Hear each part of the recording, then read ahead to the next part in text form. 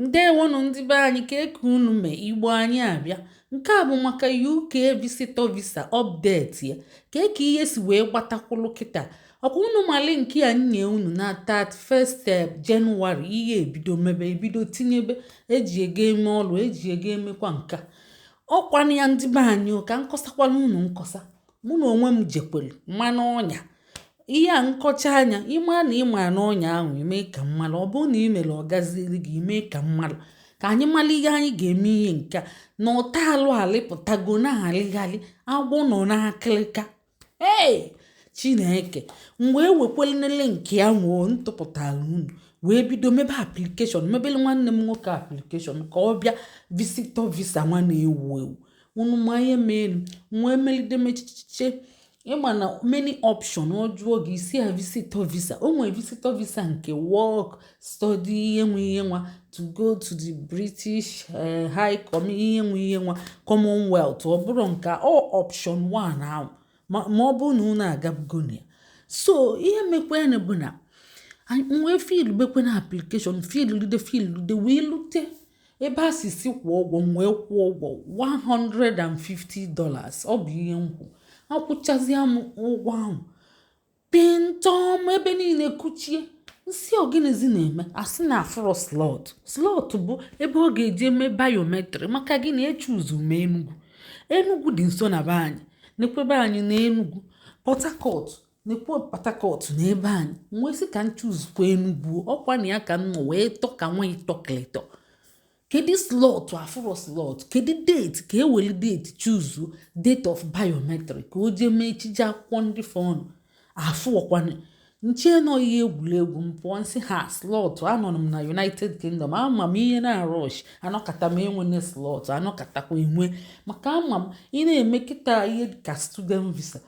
date of interview ị na-echuzu asị na ọ dị ọzọ due to rush ịnọkatakwa ịbịa enwe abịa m afụrọ m abana ịtọgacha mbịakwa ọzọ afụrọ m abana itegeti ebi ya afụ ọkwa m mgbe tigelive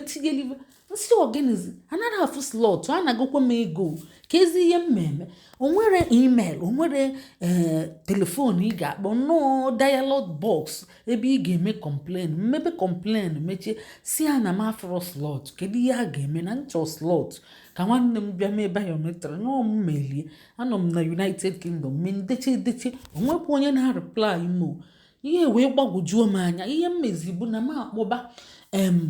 ọkachamara nya ndị na-eme visa ndị mma ji emela aka ọrụ na-akpọbata mmadụ na mba United Kingdom ndị jikwa eme ma student visa ma ndị ji eme work visa. O nwere ọkanga nya bụ Odenigbo nọ na mba United Kingdom o specialize na visa nya ka o ji emela aka ọrụ ọtụtụ ndị work visa ọ na-emelifanya ma student ọ bụzi visitor ọ bụzi akara na-abụ wee kpọbakwa ya mkpọba ya nọ chukwu mee ya ọza wee kọsali ya nekwa ihe na-eme m na ihe na-eme m na mamasịkwa ihe na-eme m wee tie mkpu n'oke unu si m na ọ bụrụ na m gwara ya wee jee tinyebe senta Enugu ọ ya asị m hold it ọ si na omegi ya asị onye ji visa eli ndị kandideti oziji ebe ahụ nwere nke gara aga ego na-abụ visa fee ahụ kochi agbalịdo ụgwọ ama ka esi gba ụgwọ wee gbata ya now akụchigo nke m na-emelụ nwanne m nsi wee je kansụl ọnya wee si I need my refund fasi na fa ga-refund ya na in 1 month with the account njikwa ụgwọ mana ka ihe ojiri ekwenu wee nwee slot ọ bịa bụ big question m na-ajụ kedu ihe ojiri enwe slot according to na fasi na fa emeghego embassy n'Enugu meghe na Port Harcourt. Mbụ nwanne anyị nwoke wee rolu m iro nwambe wee sị m manakwa ma advice na onye nke m ma emekweni ọzọ mụ kansụl ọgbabafe ụgwọ fa weneti si nọdụdogodi ebe ahụ dan kingdom come fa yara emeghị ọ sị na fa ji etiga anya si na agitation kali a na-agitate ụmụ Igbo a na-ewe iwe na a na-emegbufa na fe nwere ọkụ na fe nwere mmiri fe nwere mbasi fe nwere ụgbọelu fe nwere ụgbọala fe nwere briji o nwere nke dị na befa and ọ bụ eziokwu fa wee na-eme agitation kalia wee sikwana ndị be Elizao wee kpakọ wee fikọ wee mee anyị abancha wee mee anyị pọpi yes wee weli n'egbuligbo ọnụ wee sị na fa ejegodebe visa senta ebe ahụ wanyị nọ n'egbuligbo ọnụ mbụ ndị be Eliza wee tacha akụ wee ṅụọ mmiri wee jee mee anyị pọpi wee debe ihe ahụ fa debe n'Enugu wee sị na fa edebego visa senta ebe ahụ na ọ bụ asị kwa na ọ bụ asị na ọ nara aga chaa onye gbaga onye lụ ụka ọfụ n'anya mụ nwa o mere ọfụ n'anya m wee sị ka m bịa gwa ya nwụ maka onye mee mụ mmadụ achọ ka o mee mmadụ mmadụ achọ ka o mee nwanne m ka ọ daba na nsogbu ọ bụ ya ka m ji sị ka m bịakwa kọwali ya unu ka unu wee zekwela aka na ụkwụ onye nnukwu o megide ya onye asịkwana na ọ mara ụmụnne unu ga-ekesakwa ihe a ka ndị na-amara amali weli na-etu olu ndị na-akwado a sịrị na fa etinyere ihe ọbụla n'ala Igbo nwere ihe dị n'ala Igbo fa dị ya ga anyị nta dị na-ayị anyị Igbo briji adụrọ ọkụ adụrọ mmiri adụrọ ọkwa mmadụ bido panye agitation kịta asị na ana agiteti o nwere ihe ha mee mmadụ ana agiteti ifugi ka esi ejiteti nwere onwe ifugi ihe eji agiteti nwere onwe ifugo kịta unu afụgokwu ya n'anya ọkwa omegokwu unu vam n'anya ego ma amakwa m mgbe a ga-akwụghachi m nchekete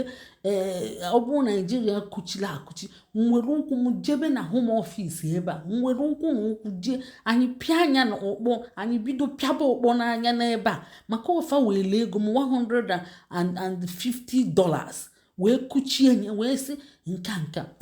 ọkwanye nwanne anyị nwoke nke specializing na visa ụbọaka ọlịa wee sị ma ọ bụrụ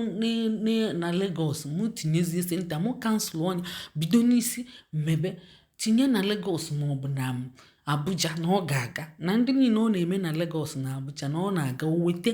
deeti eje biometri eme ihe niile ọ ga itinyere n'Enugu pintom ọsọ gị nọ arọ ịgara afịa faji etiga anya faji wee mee anyị abancha faji eme anyị pọpi yes the more you look the less you see ọ bụ ihe ha ji wee mee anyị n'ugwu Hausa fa pụrụ ime fa mee enyi ndị Hausa na-agbalịfe odibo